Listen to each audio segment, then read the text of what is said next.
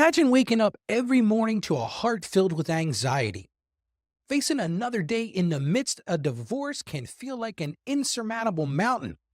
The emotional turmoil, combined with the daunting financial and tax complexities, can make it seem like there's no light at the end of the tunnel. But what if I told you divorce doesn't have to be overwhelmingly painful? What if there's a way to navigate this storm with grace and emerge with your finances and your faith intact? Well, today we're going to get into how to avoid the financial and tax traps of the divorce. So if you're going through a divorce or you know somebody who is, this show is for you. Stick around to learn how to make divorce less painful and even more manageable. Our listener April has a deeply emotional question that we're going to address in detail. So let's get started. In a world where crushing debt keeps you trapped, where living paycheck to paycheck has become your new normal, and where the dream of retirement seems impossibly out of reach, there's hope. Join financial evangelist Ralph E. Stepp Jr., a man who's walked through the fire of financial failure and emerged stronger on the other side. Welcome to Ask Ralph, the show where real-world experience meets biblical truth to break the bondage of financial despair. Get ready to take control of your money, break free from the financial stress, and align your resources with God's purpose for your life. This is Ask Ralph with Ralph E. Stepp Jr. Welcome, everyone, to another episode of the Ask Ralph Show. I am your financial evangelist, Ralph, and I am thrilled you're here with me today. Now, we've got sort of a heavy topic, but I'm going to help you get through divorce, or if you know somebody going through divorce, you can help them through this process. So I want to thank you for taking the time to join me, and I promise that today's topic is going to have a profound impact on your financial journey, but more importantly than that, it's going to have a profound impact on your faith. So let's get right to it. But before we get started, I just want to remind you about yesterday's show. Yesterday, we talked about retirement readiness and the financial habits that might be holding you back. We discussed how to evaluate your retirement plan and make those necessary adjustments before you get into retirement so you don't go in there with blinders on. So if you missed that episode, I'm going to encourage you to check it out. You can find all of our episodes at AskRalph.com. Yesterday's was just another one packed with some valuable insights that can help you prepare for a comfortable and what I called a golden retirement. Well, let's get right to today's question. This one comes to us from April, and it's a topic close to many of our hearts. It's that topic about divorce, and it's always filled with pain and confusion. I'm going to share my story with you in just a few minutes, but April wrote this letter, so let me get right to it. And she said this. She said, Ralph, I'm going through a divorce, and it's been an emotional roller coaster. My husband and I have been together for 15 years, and we have 2 beautiful children. The thought of splitting our family apart is heart-wrenching. On top of the emotional pain, I am terrified about the financial implications. We have a mortgage, car loans, and credit card debts. I'm worried about how we're going to divide our assets and debts, and I'm scared of the tax traps that might come with it. I feel like I'm drowning in uncertainty. How can I navigate this process without losing everything I've worked so hard for? I need concrete steps to make this less painful for me and for my family. April, let me start by saying I am very sorry that you're going through a divorce, but I want to thank you for your courage in sharing your story. Divorce is one of life's most stressful events, and it's understandable that you're feeling overwhelmed. April, you are not alone in this. The emotional turmoil combined with that financial and tax complexities can make it seem impossible to see that light at the end of the tunnel. But April, hear me on this.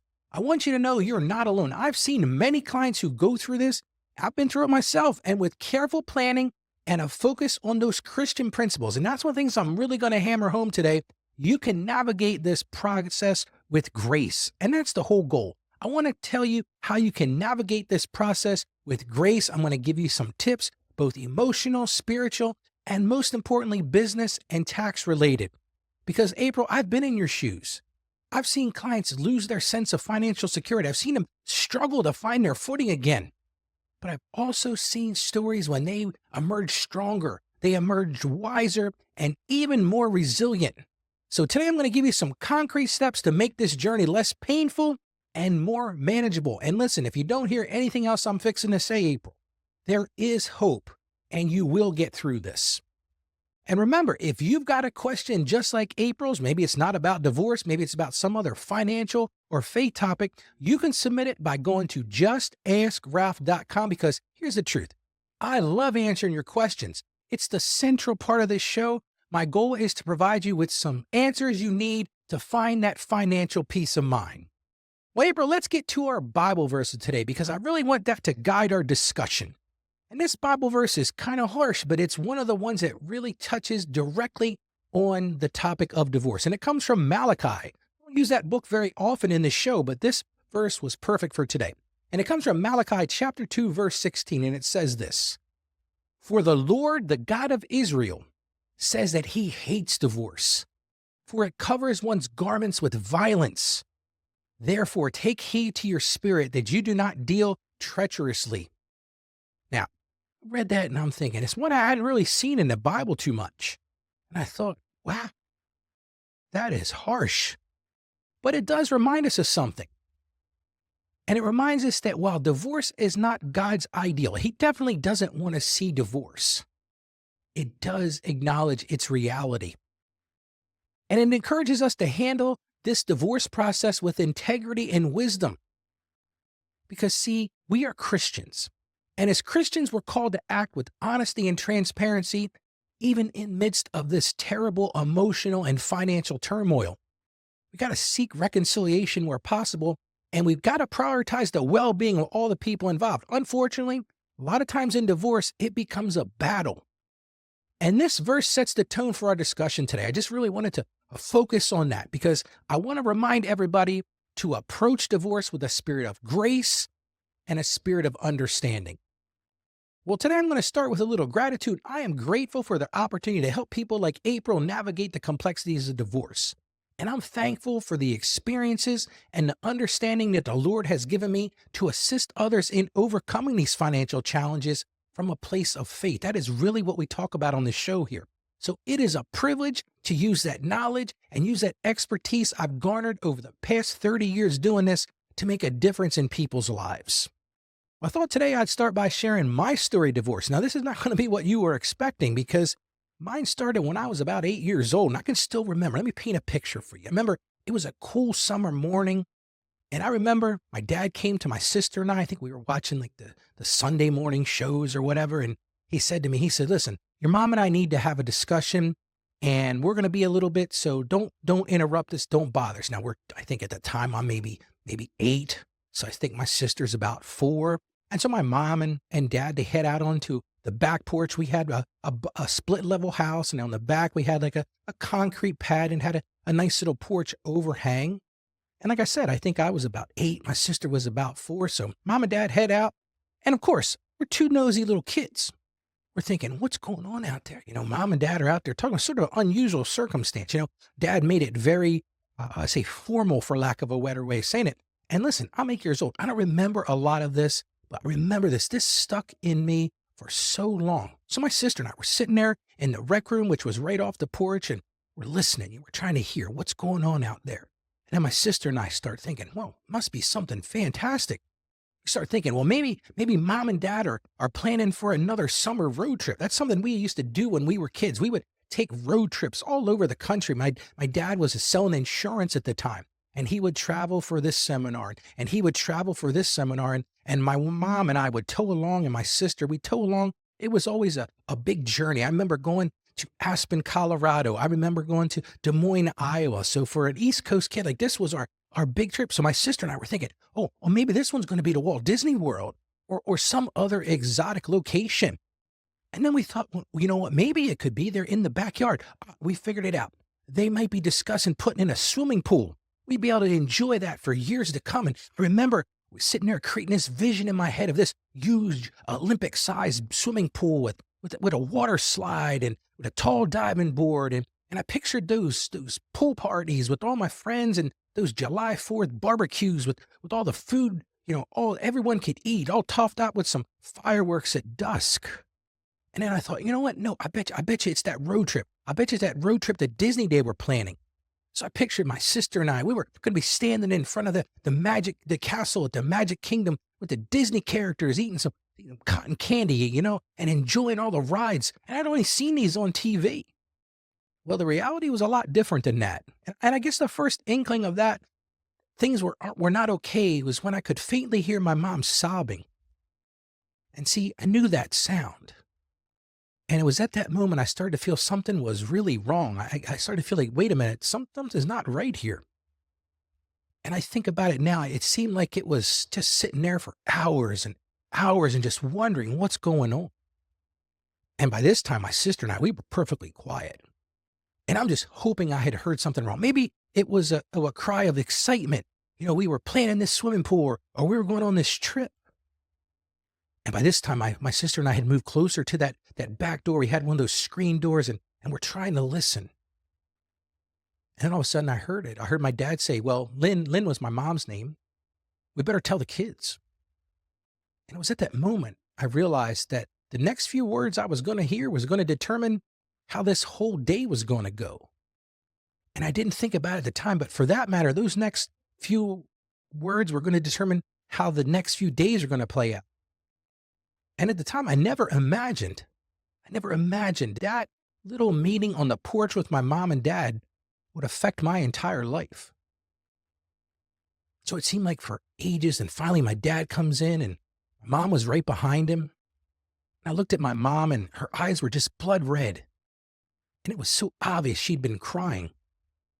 And I guess it's the natural tendency for boys to, I ran over to my mom and put my arms around her and I held her tight. And then my dad started the delivery of what turned into the speech that I'll never forget. I'll never forget this speech the rest of my days. He said to my sister and I, he says, oh, kids, we got something to tell you. Your mom and I are getting a divorce. And see, I knew kind of what that meant because my friends up the road have been going through this as well. In fact, it seemed like that summer divorce was like the new illness that was sweeping through many of my friends' families. And I didn't want to hear it. Those are words I never wanted to hear. That affects somebody else. That affects that kid up the road. That affects that kid down the street. And then what my dad said next really changed my life forever. And I never expected it. He simply said, Ralph, you're the man of the house. And I've talked about this on the show before. Listen, at 8, I was not ready to be man of the house. And I tell this story because this was so foundational for me. It's really defined my life. It's really made me who I am, better or worse today. But so my goal today is to help you, April, and others navigate this process in a way that you can somehow try to maintain what I'll call this new normal. I remember going through it. My mom would use the term like, our new normal is this, kids. And it is crucial that you consider all the things I'm going to share today because they're going to be vital for your journey of divorce. So let me start by telling you about a client I worked with just a few years back, and her name was Emily. I had the privilege of working with her. She was going through a divorce just like you, April, and in one of the most challenging times of her life. And listen, if you've been through one of these or you know somebody's going through these can be one of the most challenging situations you'll ever go through, emotional, financial, all of those things. And Emily, just like my mom, had been a stay-at-home mom for most of her marriage. She dedicated her life to raising her 2 children. And all of a sudden, her husband unexpectedly said, I want a divorce. And her world was shattered. Just like my mom's world was shattered. I can still remember. It seemed like it took forever for my mom to just stop crying. And Emily felt the same way. She felt like she was losing everything she had built up over those 15 years of marriage. A lot like your situation, April. And immediately she went to that thought of re-entering the workforce because she was going to have to pay some bills. And she had been out of that workforce for so long. She'd worked for, doing stuff around the house. And that was really her focus. And she always thought, hey, this is what my husband wants. We have a great marriage together. And then as the reality set in, Emily started to be overwhelmed by the financial implications of the divorce.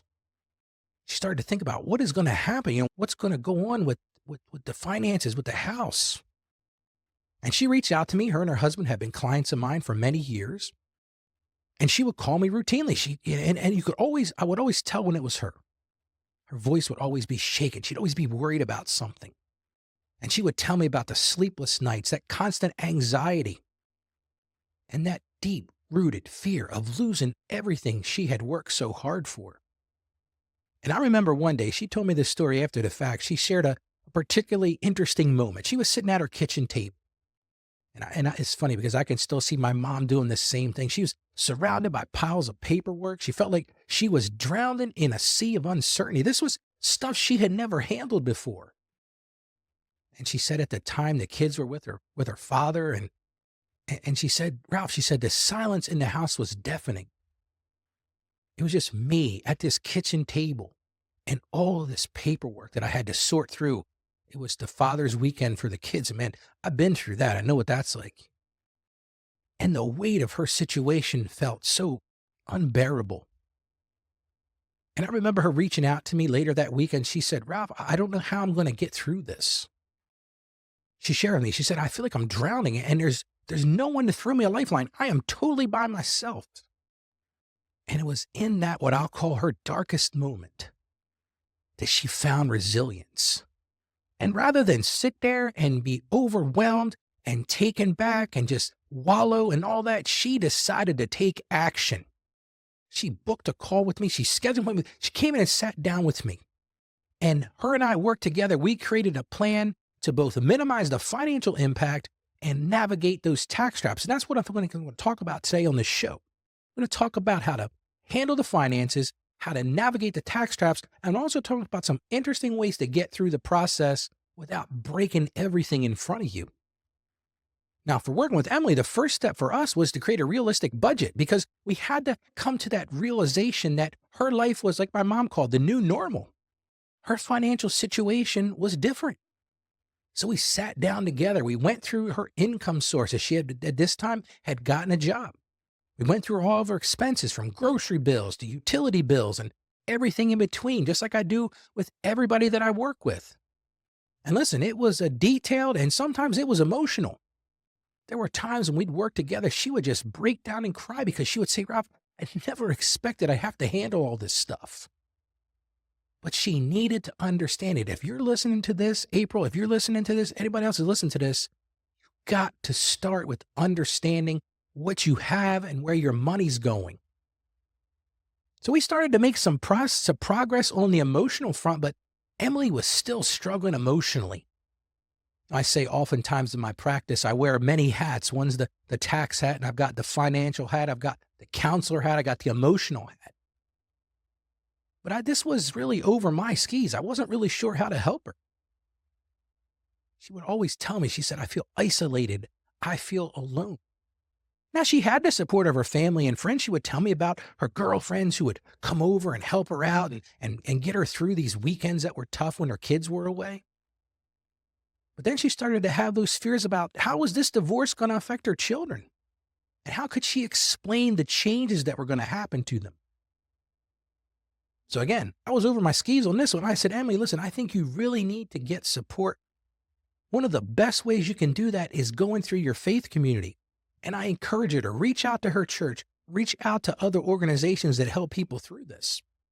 And Emily joined a support group where she could talk to other people going through the same situations. I remember my mom did the exact same thing, and it was a lifesaver. The other thing that Emily did, and I'm going to encourage you, if you're listening to this and you're going through this, or you know somebody that's going through this, encourage them to do this. Emily started seeing a therapist because she needed to process her emotions.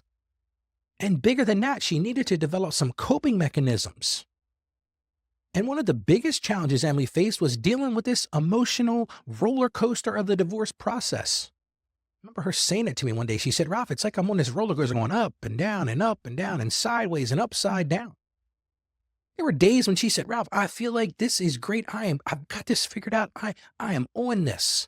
She felt hopeful, optimistic. Then other days she felt like just throwing in the towel and giving up. But let me just tell you, Emily's a strong lady. She never lost sight of her goal, and her goal was to create a positive future for herself and for her children. See, that was the destination she put out in front of her. So we continue to work together. We continue to work through this divorce process, and Emily faced several obstacles. One of the biggest obstacles, and this is one of the big ones, was how are they going to divide those assets? And unfortunately, I have to say this, and I'm not bad-mouthing her husband, but he was not always cooperative. And there were times when, I'm going to tell you right now, she would share with me, she goes, Ralph, he won't even listen to me. He won't be reasonable. There were times where there was this huge impasse and they were just butting heads. So one of the things I worked with them to do is what's called mediation. And I'll talk a little bit about that later in the show. Because I felt like that might be a less adversarial and a more cost-effective alternative to traditional litigation. Because listen to me, you hear me on this one. The only people that make financial benefits in a divorce are the divorce attorneys. And I'm not sitting here bad-mouthing them, but that is the truth. They love it. The more you fight, the more they bill. So when I mentioned this to Emily, she was kind of skeptical. She said, you know what, okay, Ralph, but I'm at my wit's end, so let's give it a try. So they decided on a mediator. And the great news about this was the mediator was able to facilitate some negotiation, and they helped them reach a fair settlement without having to drag this attorney in and drag this attorney in and go through the battles in court. Now, I'm not going to tell you that it happened overnight. It was a slow and sometimes frustrating process. But Emily kept that destination in mind. She remained committed to finding a resolution that worked for her and her husband because she realized something that a lot of divorced people need to come to this realization of. You're going to have a relationship with your ex. You're going to, if you have children. If you don't have children, maybe not. But listen, to this day, now my mother's passed away, but just recently before my mother passed away, my mom and dad still had communication because there were children involved. So she set her sight on that, the negotiation, the mediation helped with that. Now, another obstacle Emily faced was understanding the tax implications of divorce. I'm going to talk about those today. Because with that division of assets, she was worried how that was going to affect her taxes. You know, she'd always filed a joint tax return, and she wasn't sure how she was going to handle those financial responsibilities of being a single parent. So as her tax advisor, I worked with her to ensure that she was making those informed decisions and minimizing those tax liabilities. And I'll never forget, there was a turning point at one point. I don't remember exactly how far into we were. It could have been 6 months, 9 months, could have been a year. But I remember it was just about the time that everything had been settled out. And I remember her calling me one day. And usually her calls were sort of, I don't want to say this in a negative way, but they were kind of negative. They were kind of, oh, here's Emily again. But this day was different because she realized that she had strength that she never thought she had. She even said that to me. And she said, Ralph, I've been through so much, but I'm not giving up. And she faced her fear. She sought help when she needed it, and she remained committed. She remained committed to that destination, that positive future for herself and her children. That was so important to her. As time progressed, she started to get to that point where she saw the light at the end of the tunnel. Like I said, she found a job. She found a new place to live because they had to sell the house. It was something she couldn't frankly afford. And she started to rebuild her life. She even found hobbies. She found new interests. And listen to me, you got to do that. You got to find things to occupy your time. You got to find things that interest you. You got to find things that bring joy and fulfillment to your life. And everybody's situation is different. And let me just tell you, watching this from the outside, from where we started, those frantic calls of stress and that feeling like overwhelmed and fear, her transformation was remarkable. Like I'm telling you right now, from a place of despair, not knowing what the next day was going to look like. And trust me, I get this. I saw my mom go through the same thing. But in the end, Emily emerged stronger. She was more resilient, and she had this renewed sense of purpose because she said, I'm going to make this dynamic change for me and my children. And she no longer felt like that person that was drowning in a sea of uncertainty. She was a strong woman who had faced her challenges head on and come out the other side. So April, everyone listening to this, you can do this too, because Emily's story is a testament to the power of resilience. It's a testament to the power of faith, and it's a testament to community because she surrounded herself with this community, this faith community for her. It was so important. There was a group at her church of divorcees or people going through the divorce process. But the bigger picture, and this is what I want you to hear, it's a reminder that even in the darkest times, even when you're facing that fear of not knowing what's coming next, there is hope. And if you find that right support and you find that right guidance, you too can navigate the challenges of divorce and emerge stronger and more resilient than ever before. So April, now's the time to take action. I'm going to share some action items with you. Just like Emily, April, you can overcome the challenges of divorce. So here are some concrete steps that you can take to minimize the financial pain and navigate the financial and tax straps. First thing you need to do, and I mentioned this when I did this with Emily, you got to create a budget. Yes, Ralph's talking about budgets again. This is where it needs to start. Develop a realistic budget that reflects your, like my mom called that, new normal. It reflects your situation. It reflects your obligations. You need this as a starting point so that you can stay on track and make informed decisions, because you need to know where your money's going. You need to know how you're going to navigate that. You have to be intentional about it. The second thing, April, this is crucial. You got to get professional advice. Consult with a financial advisor. Consult with an accountant like me. You can book a call with me. I'll talk about how to do that later in this show, because they can help you navigate these financial complexities, because these are not simple things. And I'm not even going to get to the detail of what we're going to go through, because I couldn't even handle that in this show.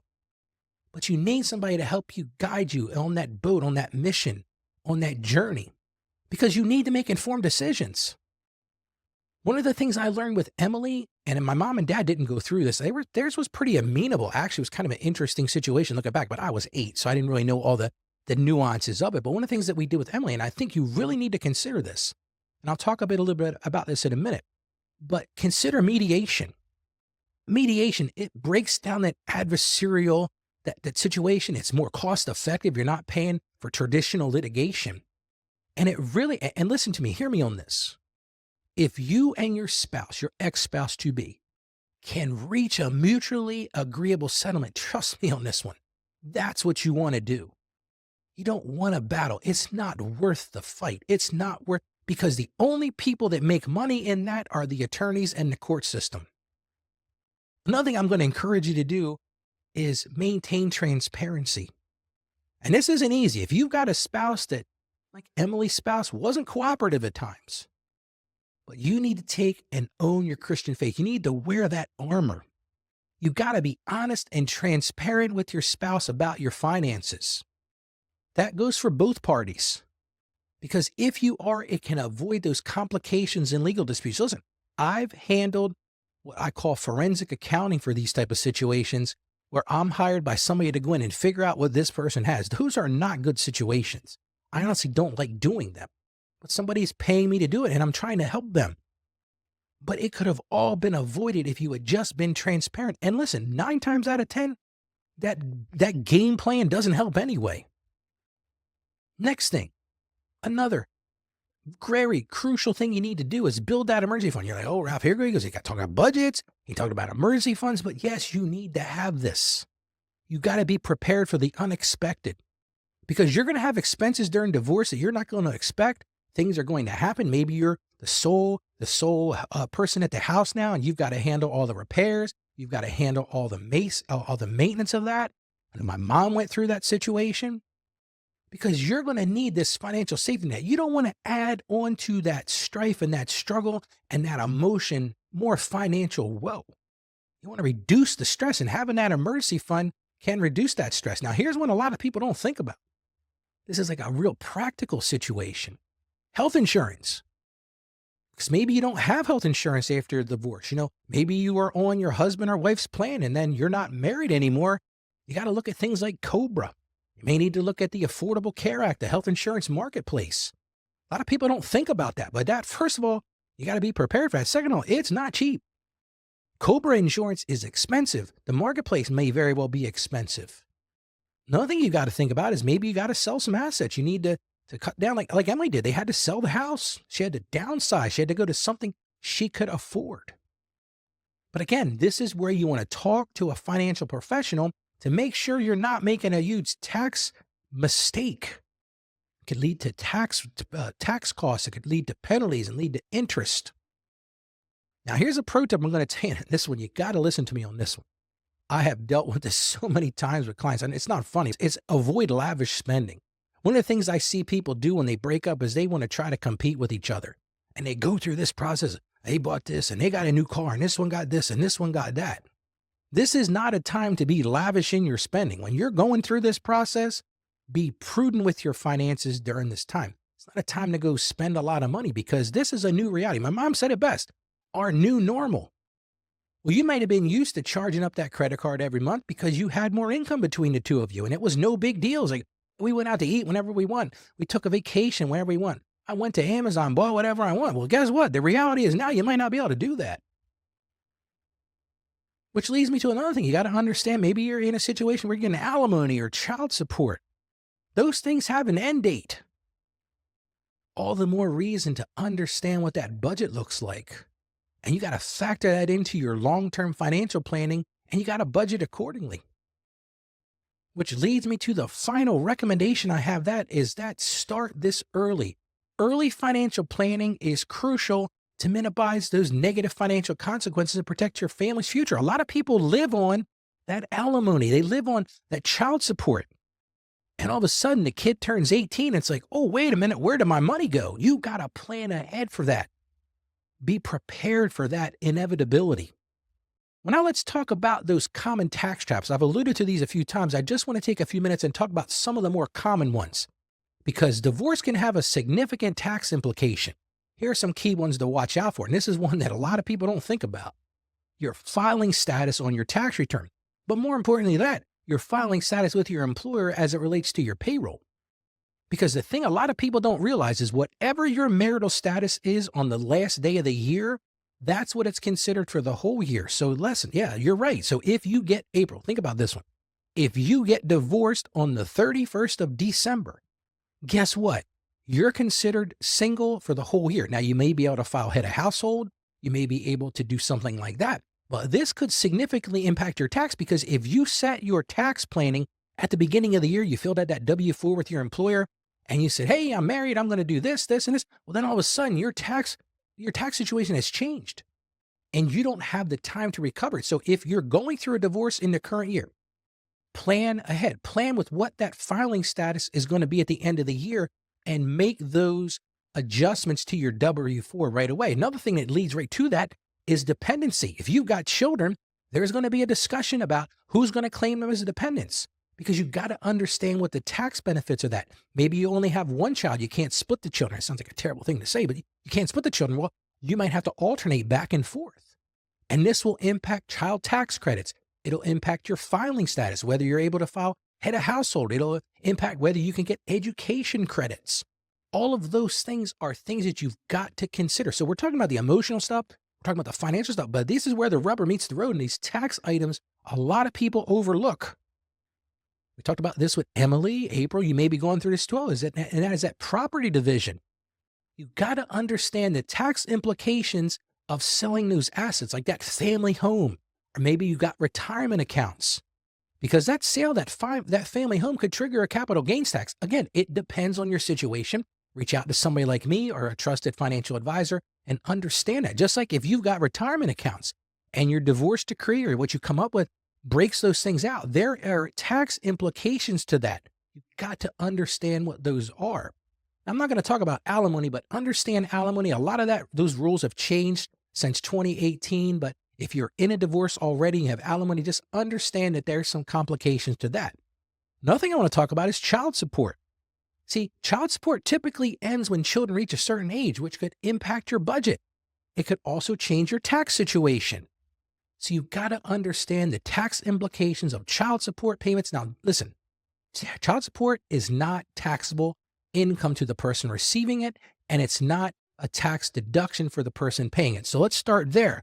But there are bigger implications to that. Another thing I'm not going to really talk about a lot today is what's called a quadro. It's what's called a qualified domestic relations order.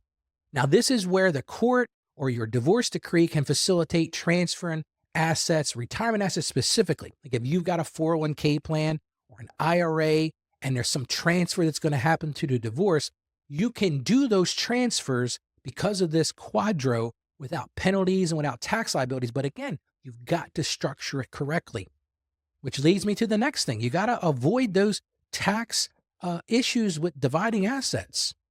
You look at some after tax rates, do those quadros, because you don't want to have, I had a client a few years back.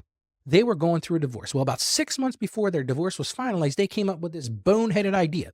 They said, oh, you know what? My husband's got $100,000, and I'm not picking on husbands today. It just so happens just the way this worked out. Husband's got $100,000 in his 401k, and we've come up to an agreement that we are going to split that. So rather than go to an attorney or rather than go to a financial planner, they decided, hey, we'll just take a distribution and we'll just cut it in half.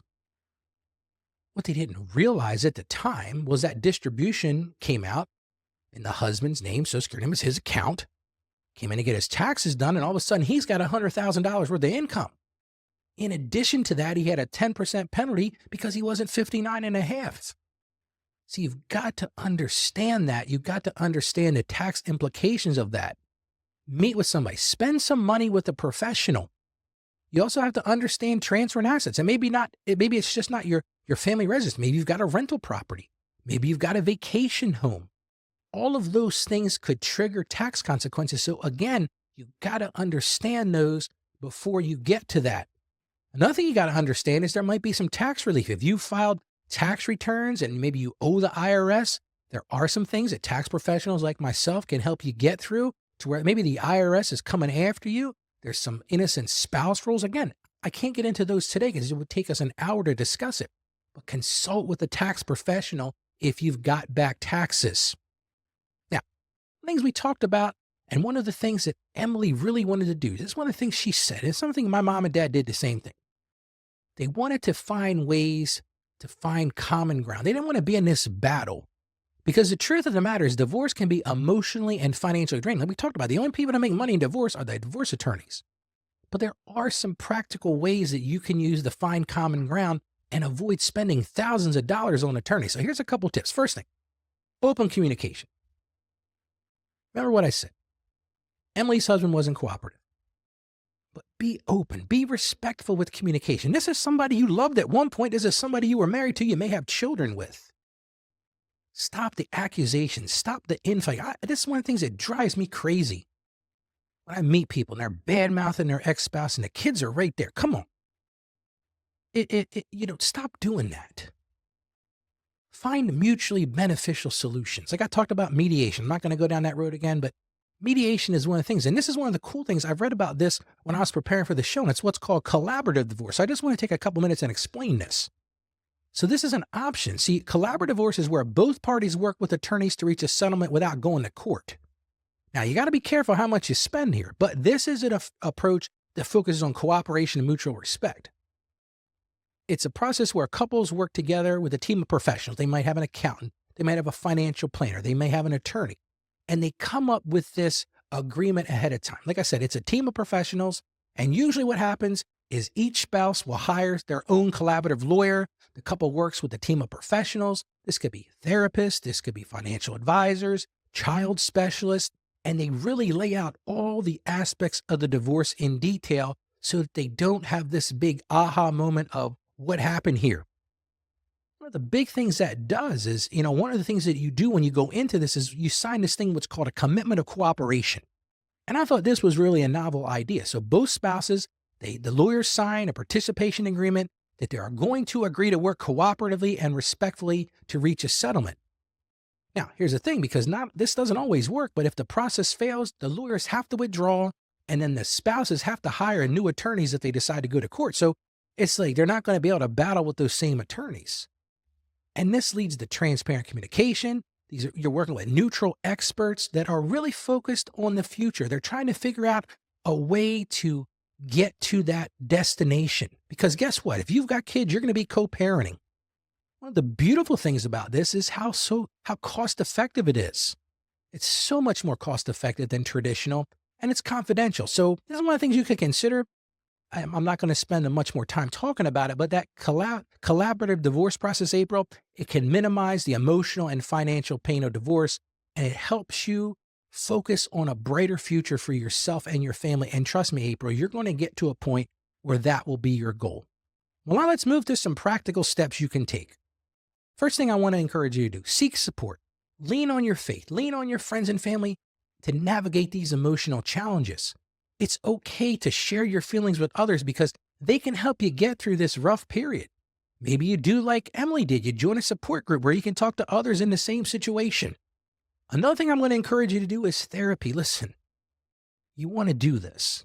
Maybe individual therapy. Hey, listen, I'm going to throw something out here while I'm here. Maybe you can try to fix this marriage. I don't want to just assume that it's broken. Maybe you try to go to couples therapy. Maybe you say, hey, let's give it one more try. And if nothing else, it's going to help you gain some tools to get past a divorce and understand what that relationship is going to look like afterwards.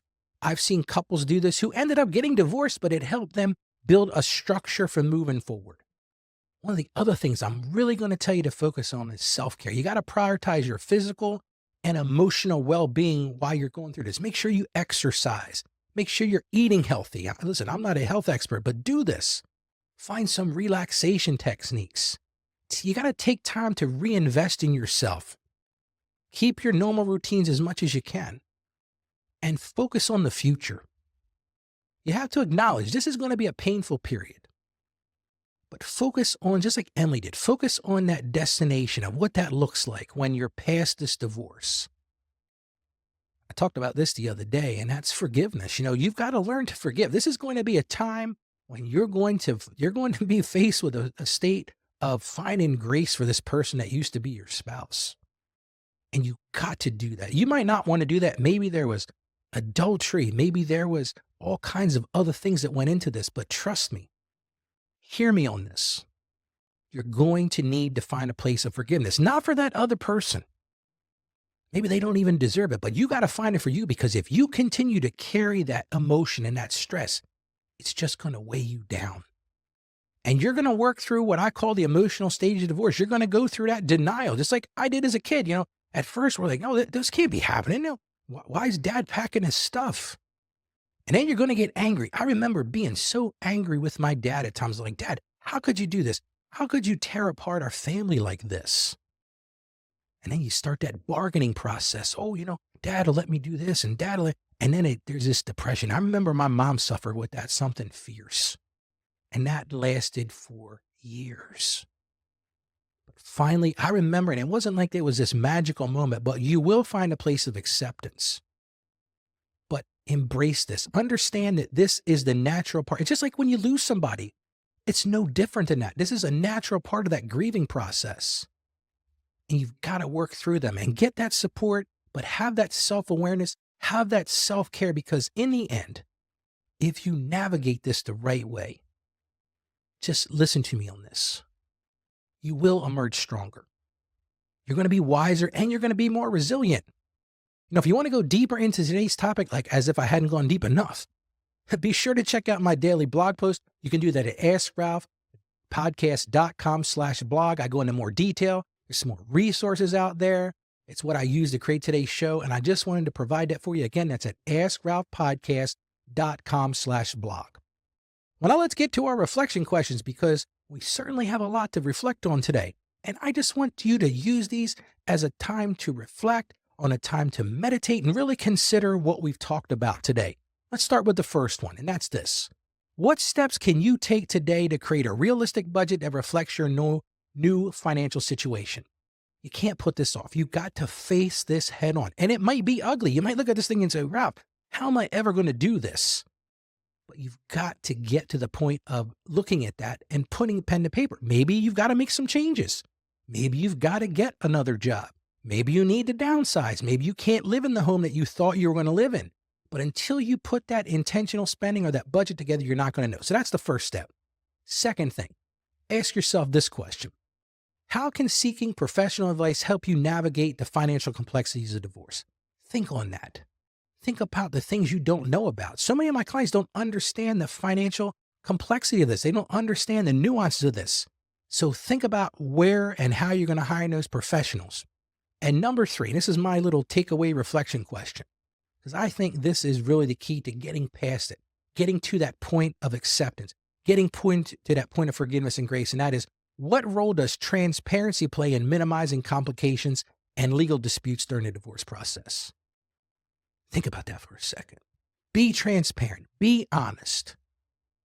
You're not going to help yourself if you're not. A lot of people will argue me and say, Ralph, no, this person, she doesn't deserve this and he doesn't deserve this. Guess what? At the end of the day, if you keep fighting, that's what you're going to do. You're going to keep fighting.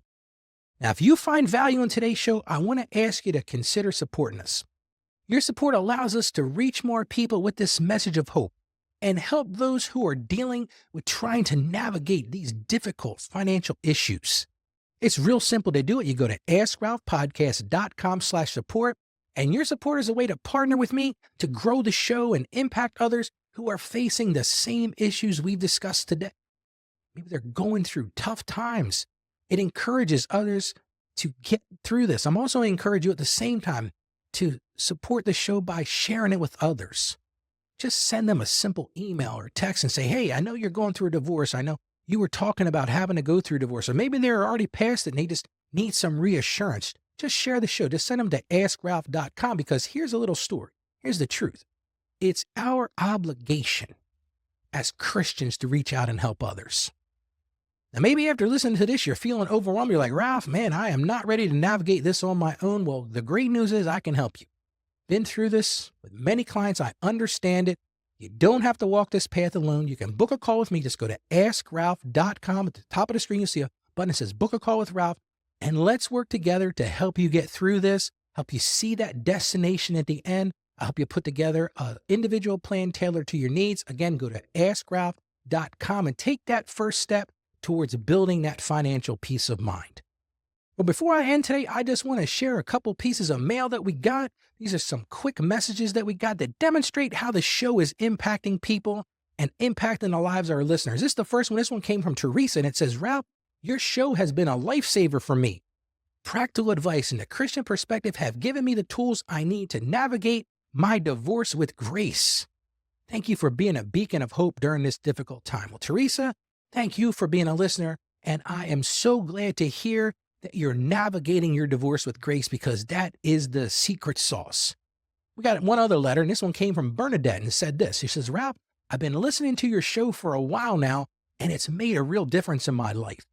The stories and actions you provide have helped me regain control of my finances and find peace of mind. Keep up the great work. Well, Bernadette, you're the one doing the work, so I encourage you to keep up the good work. And listen, I truly want to hear from you.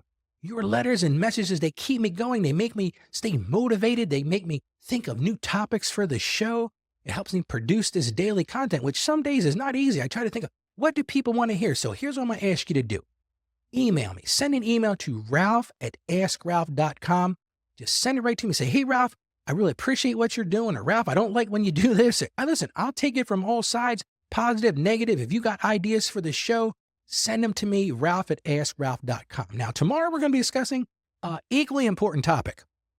We're going to talk about taxes. And are you ready for the IRS if you're selling things online? We got so many people who are selling things online through Etsy, through all kinds of Shopify stores. Maybe they're doing some things on their own, some side gigs. Well, tomorrow I'm going to talk about how to deal with that from the IRS perspective. It's going to be another great episode. Well, thank you for joining me today. I appreciate your time. I appreciate you supporting the show. And remember this, my passion is to help you achieve financial success. This is the goal of the show. I want to see you live out your dreams, and I want to see you grow in your faith. And listen, if you're going through a divorce, know that you're not alone in this. There's a support people out there that are willing to support you. So reach out and find those people. Maintain that grace and recognize that there is hope. There is light at the end of the tunnel. So as I always close the show, I want to encourage you to stay financially savvy out there, and may God bless you abundantly. Thank you for joining us on the Ask Ralph Show. And with a simple click to subscribe, we'll invite you back to our next episode. And remember, financial issues don't have to be complicated. Just ask Ralph. The information contained in this episode of Ask Ralph is based on data available as of the date of its release. Saggio Accounting Plus and Ask Ralph Media, Inc. is under no obligation to update this content if changes occur. Applying this information to your specific situation requires careful consideration of all facts and circumstances, and any information provided is not to be considered as financial, tax, or legal advice. Please consult your tax advisor or attorney before acting on any material covered.